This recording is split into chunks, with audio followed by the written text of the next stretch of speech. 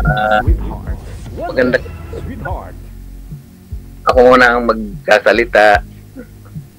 Ikaw ba ay single na? May ilang anak? Separate. What? Separated. Ano? Hiwalay, sir. Hiwalay. Wala. Ilan ang anak mo? Tatlo, pero namatay na isa. Dalawa na lang. Anong edad mo ngayon? 50. 50? Yeah. 50 years old? Yeah, 50. 50. May kasama ka pa sa bahay? Sinong kasama mo ba doon? Mga anak mo? Kasama. Isa lang ako. Ganun din, parehas lang tayo. Anong trabaho mo? Ako? Nananahi. Yun ang sinusuportahan mo pa yung mga anak mo, yung mga, may asawa na ba yun? May pamilya na yung mga anak mo? Sarili ko, sinusuportahan ko. Sarili lang. Maganda yan. Okay. Kaya mo. Okay ka na sa akin. Kaya lang, ang tanong ko ay, nung kapakilala mo na ako. Ako'y single din at may kitnang isang taon kalahati nang wala yung asawa ko. May 4 ako. Tulo na ako dito sa bahay, sa Sariaya. Mga nagtatrabaho, may asawa na yung 3, nasa abroad silang lahat. Okay. Ay, naghahanap din ako ng mga kapartner. Ako'y 60 years old na, baka matihado na ako sa iyo. At ikaw ay medyo bata pa, baka mag-alangan ka sa akin. Yung aking pero ang hanap ko lang ay yung talaga makakasama ko sa buhay. Yung talaga yung papayag ganun, kasama kong papayag ka yung mga kagustuhan. Taga rito lang ako sa Riyaya. Ikaw, yung sa ulo. kaya lang ako nakaganito ay medyo malamig dito sa amin, tapos isa pa, puti na yung buhok ko, puti lang. Wala namang problema yung madaling kulayan niya kung gusto mo anong kulay. Nakapanyo lang. Kala namin may tatanggalan kasi rin ng bukol. Ganito lang ako pagka habit ko na ito, sir. Paggabi, no? Mahirap na lamigin yung bumbunan. Saan ka mismo sa Rizal? Taytay Rizal. Okay. Anong masasabi mong kung kailangan mo rin ng kapartner sa buhay, kita ang pinagtatagpo, ako'y cool sa iyo, pero ikaw ang hindi ko alam. Ganon. Siyempre, hindi naman agad na, oo, di ibig sabihin, mag-uusap tayo ng personal, ganon. Ayun naman. Pwede yung isang araw lang, isang gabi lang. Ikaw, ayun na agad. Kailangan maghirap mo. Mag-uusap naman talaga, hindi naman pag sinabing nagtagpo kay agad on na tayo Mag-uusap tayo. Kung gusto, yung personal talaga, kung gusto mo saan lugar tayo magkita, gano'n. Mag-uusap tayo. Hindi ba yun ang pinaka-correct doon? Tama. Para okay naman sa akin ang mga anak na ako'y mag-asawa ulit. Alam na niya yung anak ko. Yung 3 kong anak ay may pamilya na. Yung bunso ko, 18 years old na nag-aaral pa nga ng college. Ang nasuportan yung 3 kong anak. Saan po yung tapos yung bunso nyo, sir? Andyan po sa inyo yung bunsong anak mo? Kasi kasama mo yung bunsong anak? Nasa Batangas na. Doon nag-aaral, doon na nakatira sa kapatid ko. So yung mag-isa ka lang po talaga dyan? Kahit apo wala? Yung 3 kong anak ay nasa sila. Iman yung lalaki, nagkaasawa ng inchik, hindi na inchik ang dunauwi sa China yung aking anak na panganay. May apo ako dong isa. Tapos yung apat nasa Japan, yung mag-aasawahan. Yun lang. Hindi ko man pinagmamalaki. Yung sinasabi ko lang yung buhay na yung mga anak ko gano'n. Kahit kakonti yung kita nila, nandun sila sa ibang bansa, hindi, bahala na sila doon. Tulo ako dito. Kung papayag ka na sa yun, mag-uusap tayo ng sa gusto mong lugar. Magtatagpo tayo. Ikaw makapag-desisyon ng kung talagang sa tingin mo sa akin, okay ako sa iyo, okay ka sa akin. Yun ang natin.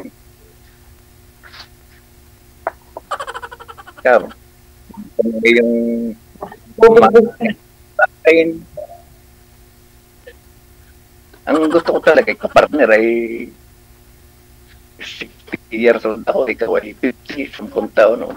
Hindi na siguro pagbabatayan yung edad eh. Ang maganda nun yung pagkasama. Oo. Sa akin lang, dahil ako mas Wala sa matanda. edad, sir. Ang pag-ano natin, yung magandang pagsasama ng buhay. Kung hanggang saan. Hiwalay po kayo, ma'am, sa asawa? Biyuda ka na rin po ba? Wala po kayong busis, ma'am. Pakihawak nga po ng cellphone nyo, ma'am.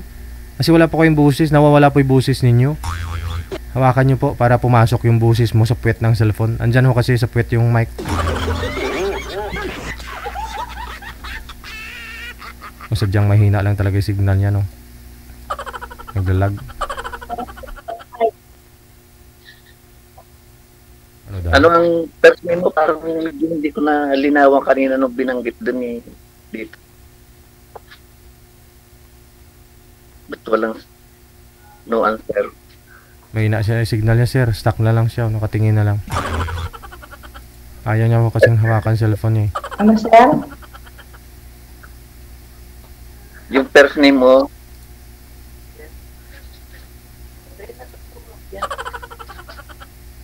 First name ko? Lynn. o di parang medyo malabo pa ang dating, di lilinawin natin kung kita'y magkikita, ganun. Dahil malabo kayo. Magkakakilala Oo. tayo ng lubos. Nagtagpo na Ano tayo, ba? nagkita na. Ano? Magkakakilala tayo. Pagka Sige. pag-uusap tayo. I-friends mo na lang ako para doon na lang kita makakontak. Nasa Facebook naman yung aking makikita mo. Hindi ba ng Facebook mo? Ano yung Prisma ng Suman? Nakalagay doon Prisma ng Suman. Oo. Hindi ka pwede. I-PM po ninyo yan, no? Bawal po banggitin din eh. Na-instructionan po kayo ng manager, bawal po yan dito. Di po ba? Na-instructionan kayo ng manager. Pag off-cam na yung mga Facebook. Tanong po muna, no? Baka mamaya si mami sing-sing pa, kasal ho yan. Andyan yung asawa sa tabi niya.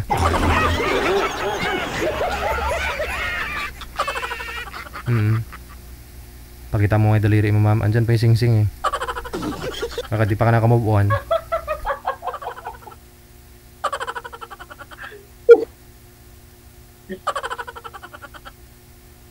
Okay ka, ma'am?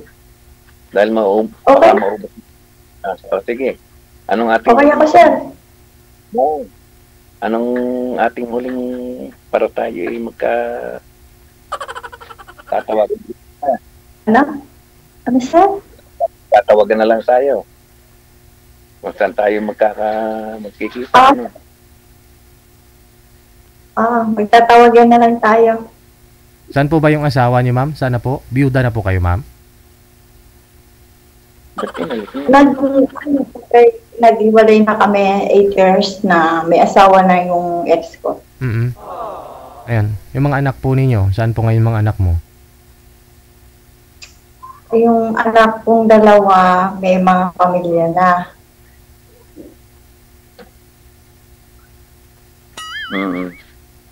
Sige, pakinig ko na. Ako na lang, umuupa. Naupa ka ba ng bahay? Ganun ba? Wala akong bahay. Oo, edi dito ka sa amin sa Quezon para hindi na tayo uupa. Oh, regular po ba kayo sa tahian, ma'am? Nag, nag, Ayoko, natatakot ako. wala pong tahian dyan, sir? Ito, tahian po yung trabaho ni ma'am. Sa tahian. Yun. Nanay ka magkano ba yung upa mo dyan sa bahay at nakukuha mo sa pananahi?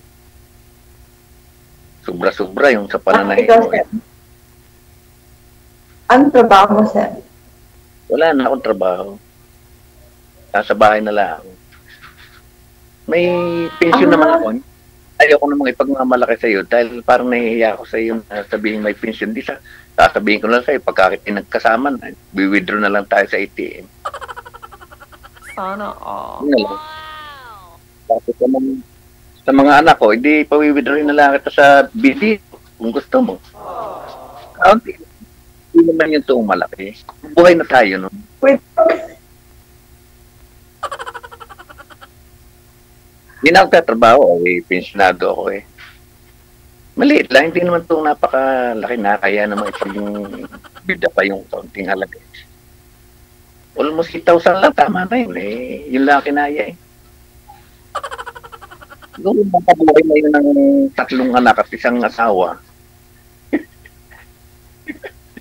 Joke lang. Pero, wala na, hindi na ako napapagod ng hindi naman ako nagtrabaho ng construction, hindi ako na maupa ng mga mabibigat na trabaho. Wow! Kaya hanggang ngayon ako'y buhay pa.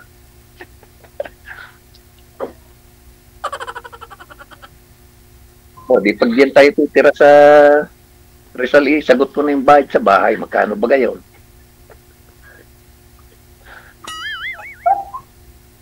Kung dito naman sa Quezon, wala kang bayad. Hindi ka na mananahe.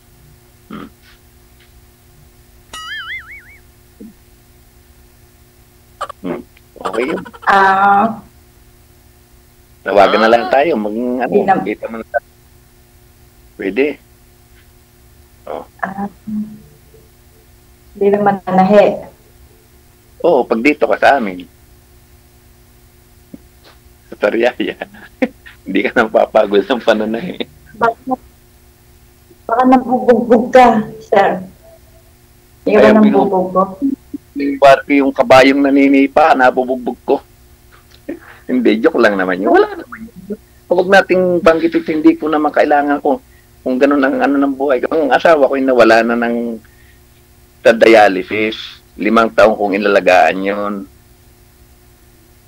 Ako hindi na nakapurma ng sa akin buhay na makarecover ako. Malaking nagastos namin at tulong-tulong kami mga anak na 5 taon ako nag-alaga sa asawa ko na dinadialysis. Pumanaw na nawala na.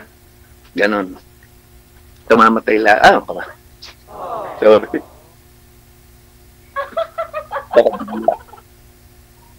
Sorry. Nawala na siyang may higit 1 taon. 1 taon kalahati. January 15, matagal ko inalagaan yun. Wala akong magawa sa buhay ko. Yan ang tanggapin mo, yun ang dumating sa buhay. Wala akong kasama ditong mga anak, malalayo yung anak ko. Ako lang talaga sadya nag-alaga doon. Kaya wala na. Kidney failure, dialysis, Candelaria, Lucena, ganun palipat-lipat. Yun naman 3 kong anak na malalaki na may pamilya na sila. 2 lang apo ko. 4 yung nasa Japan mag-aasawahan, tapos yung seaman na, tapos yung inchik ang manugang. Inulit ko lang, wala na tayo mapag-istorya ang iba eh. Siguro, magtagpo ng siguro malawak ang istorya natin ng live, yung kitang halimbawa, San Pablo City, kahit saan gustong lugar. malapit na, nasa tayo yun. Ba, Rizal, Taytay Rizal. Yung mga kamag-anak ako doon sa Palmira 6. Taytay Rizal. Ambot sa langaw. Okay.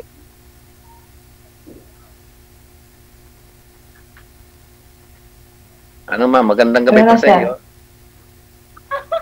Sige, cam ko na lang ho kayo ha. Hello. Maraming salamat. Thank you. Mukhang lutang si ma'am, di siguro. Tulog na si ma'am. Thank you. Good evening.